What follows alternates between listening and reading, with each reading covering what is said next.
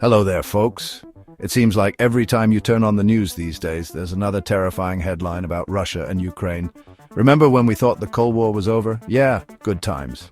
Now, the situation in Eastern Europe is about as comfortable as a burlap tuxedo. We're talking full-on geopolitical tension, the kind that makes you want to invest in canned goods and a fallout shelter.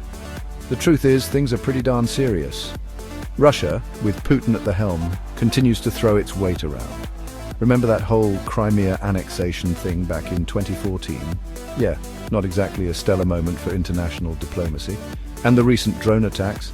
Let's just say they haven't exactly calmed anyone's nerves. The big question on everyone's mind is, what happens next? Will this simmering conflict boil over into something bigger, something scarier? Well, nobody has a crystal ball, except maybe that weird guy down the street who always smells like patchouli. But one thing's for sure, Europe isn't just sitting around, twiddling their thumbs and hoping for the best. They're gearing up, folks, and they're calling it the Porcupine strategy. So what exactly is this porcupine strategy? Well, imagine a cute little porcupine just minding its own business when suddenly a big, hungry predator comes along. The porcupine doesn't have sharp claws or teeth, but it does have one heck of a defense mechanism. Thousands of sharp quills that make it a very unappetizing meal. That, my friends, is the basic idea behind Europe's plan for dealing with potential Russian aggression. They're not looking to start a fight, but they are making it abundantly clear that messing with Ukraine would be a very, very bad idea. How, you ask? By providing Ukraine with so much military hardware, it'll make a weapons depot look like a garage sale. We're talking air defense systems, missiles, drones, artillery, the whole shebang. But it's not just about the big guns, folks.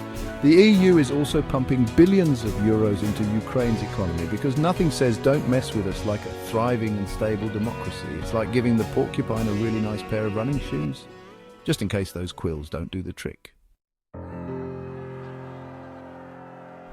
Now, you might be thinking, isn't this a job for NATO? And you wouldn't be entirely wrong.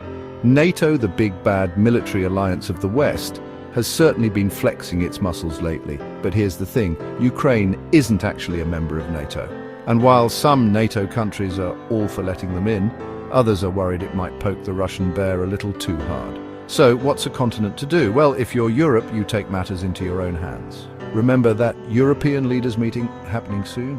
Yeah, that's kind of a big deal. Leaders from across Europe, including Ukrainian President Zelensky, who, let's be honest, deserves an award for just showing up to work these days, are getting together to hammer out a plan. They're talking security arrangements, peace plans, and maybe even a European-led peacekeeping coalition.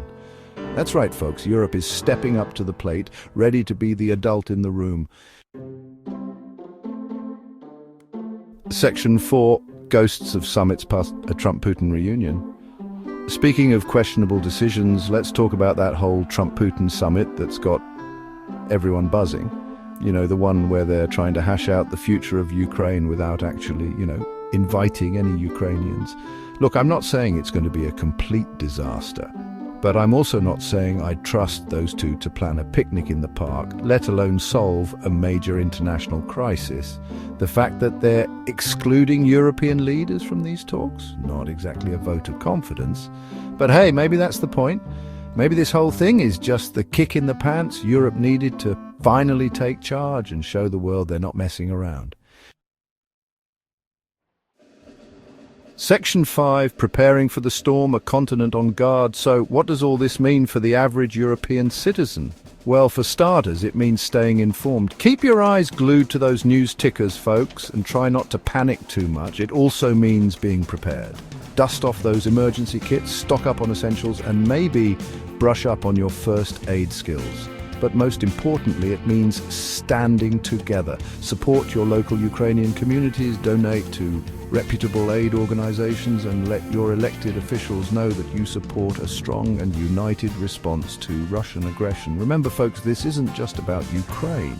It's about defending the values of democracy, freedom, and the rule of law, values that are worth fighting for, even if it means getting a little prickly. And on that note, I'm off to buy some extra strength hairspray. Just in case I need to fashion myself some makeshift porcupine quills. Stay safe out there, everyone.